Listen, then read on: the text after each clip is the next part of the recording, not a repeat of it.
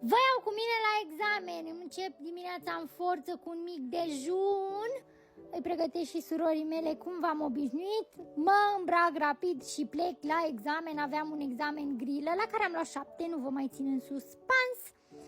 Aici mă plimbam după examen, așteptam nota, m-am plimbat cu niște coleguți de-ai mei foarte drăguți, vi-am arătat aici.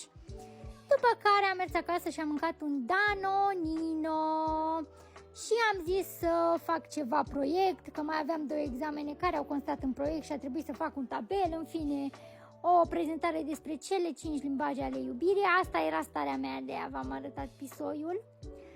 După care am spălat vasele, pentru că trebuie să spălăm vasele, vă arătam oglinda mea murdară și am dezapăiezit mașinuța. M-am uitat frumos la bunicul meu, că am camera și pot să-l supraveghez, să mă uit ce face. Am scris niște cuvinte ca să pot să fac alt examen, în fine, să învăț, să știu ce înseamnă anumite cuvinte.